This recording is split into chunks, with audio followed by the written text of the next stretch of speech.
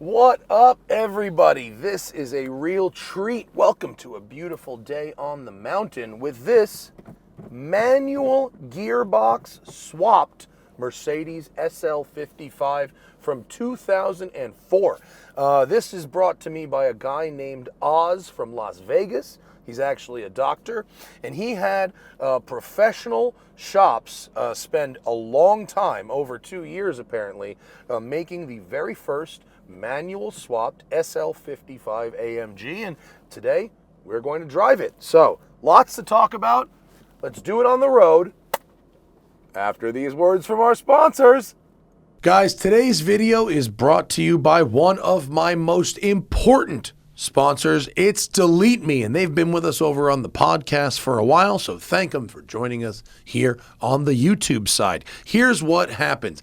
Data brokers are a thing. Your data is what they broker. They take it from you every time you buy something online, sign up for something, or use your credit card or your personal info on any website, right? Those websites sell your data to data brokers who sell it to other people, resulting in spam, phishing, you name it. The annoyances of the internet, right? Anyone on the web can buy your private details, which can lead to a bunch of bad things. That's why we need Delete Me. Right? Delete Me seeks out all the data broker websites and requests removal of your personal data based on information that you provide to them. I did it myself, and Delete Me found like over 1,100 instances of my personal information on these sites. Now, some gets automatically deleted, some I have to click through a little bit, some requires typing in a bit of information, but then they keep it going, and every month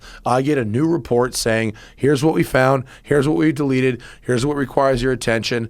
It's great. It's not a one-time thing. It's ongoing. So you can take control of your data and keep your private life private by signing up for Delete Me. It's now at a special discount for our listeners. Today, you can get 20% off your Delete Me plan by texting REVIEW to 64,000. That's the only way to get 20% off, again, is to text the word REVIEW to the number 64,000. That's REVIEW to 64,000 for 20% off your Delete Me plan. Message and data rates may apply.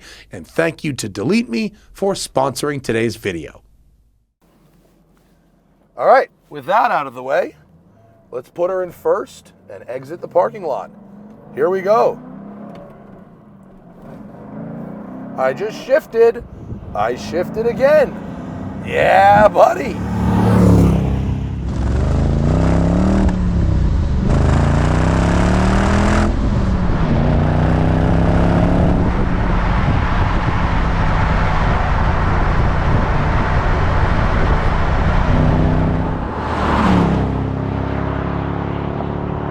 All right, so here's the thing. Mercedes made some powerful, well-built, and pretty good handling vehicles from 1995 or so until about 2010. And all of these cars, almost every single one of them, was made worse from a sporting perspective by the mandated slush box from 5 to 8 speeds, right? But the slushiest of boxes. And when this car came out, the SL55 in 2003, it was a marvel.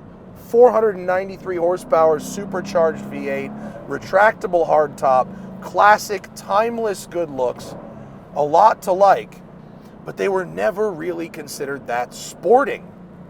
And so Oz, with help of his people, have tried to change that. And so what we have is an OEM brand new Chrysler Crossfire transmission, same as the Mercedes SLK, 6-speed manual. We have a clutch disc from some kind of Mercedes European spec diesel van, so that in theory holds the torque. We have a custom flywheel from some tuner shop somewhere, and the rest is OEM Mercedes bits, so they say. I'm unfortunately not a qualified enough engineer to really question these claims. The pedal box is from a C-Class, one of the European C-Classes that came with a manual, and it all does sort of fit. There's no check engine lights on the dash. We've got actually a CarPlay upgrade in the radio. You start the car with a key. Unfortunately, the start button on the shifter, they haven't figured out how to make that one work yet. But by and large, from the HVAC to the radar cruise control, this car operates as a stock SL55 manual would. Are there any downsides? Well, a little bit. One, the shifter feel isn't quite what I would have expected from a $150,000 Mercedes luxury sedan. Would I expect it from an entry-level C-Class? Maybe, yeah. Is it terrible? No. The shifts are obvious and direct, but maybe lacking just a little bit of that extra bit of slickness, okay? Also, the clutch, or I should say the flywheel that they have, that aftermarket flywheel, it's fine, but it's maybe a little too light, and consequently with the throttle response of the pedal and the lightness of the flywheel, I think you have to be careful not to have too big of a throttle blip, otherwise you're going to over blip it, right? And then you have to wait for it to come back down. So I might have chosen maybe a heavier flywheel to better match the sort of character of the car. This is a little too motorsporty, lightweighty. And then lastly, the 3-pedal pedal box, although it fits and I can drive it wearing my shoes, my clutch pedal is very close to the dead pedal on the left side, which is a metal part of the body and can't really be easily modified, so my left foot is brushing against that a bit as I shift. Are any of these things deal breakers? No, they are not. Is this car much, much more fun and better than when it was stock? Yes, it was. It is, I should say. It is more fun. But you see, that was accidentally too big of a blip there. I didn't mean to hit that big. And also, interestingly, the spacing between the gas and brake pedal is a little too far for really effective heel towing, but that's okay. I can move my feet around it, but let's go.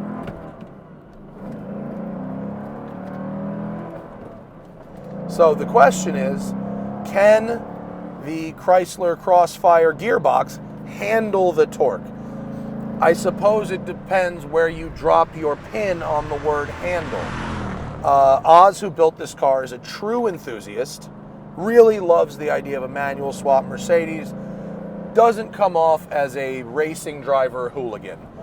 He really wants to cruise around in this car and do some weekend canyon driving outside of Las Vegas. And he wanted that manual feel and that factory feel for that. I suspect, under the care of this individual driving the car on the street, it will last a very, very long time. If you gave it to Brian Scotto or Vin Inatra or a Hoonigan, it may not last very long at all. Mercedes always made the excuse that they didn't have a transmission that could handle the torque.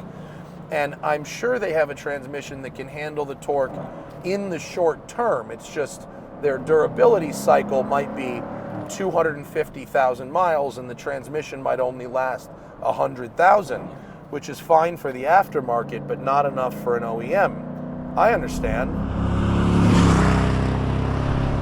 But if you're wondering, is the SL55 an absolute hidden source of value when equipped with a manual gearbox? 100%. 100%. Let's talk about money. This is a beautiful example. It's a great color, it's in great condition, and it has 39,000 miles on it. Under 40,000 miles. Now, Oz bought this car for $23,000 for a 493 horsepower, retractable hardtop, front engine rear drive Mercedes AMG car. Great price. But with manual, he says 15 G's for the manual swap with the Chrysler Crossfire gearbox, brand new. So let's call that $40,000.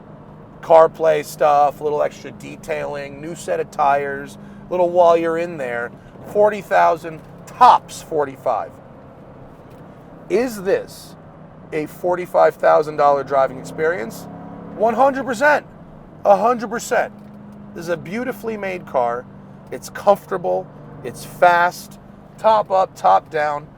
It's timeless design. And with the addition of the manual, at least from a driving perspective, just like my Aston Martin Vanquish, it removes it entirely from the aging curve.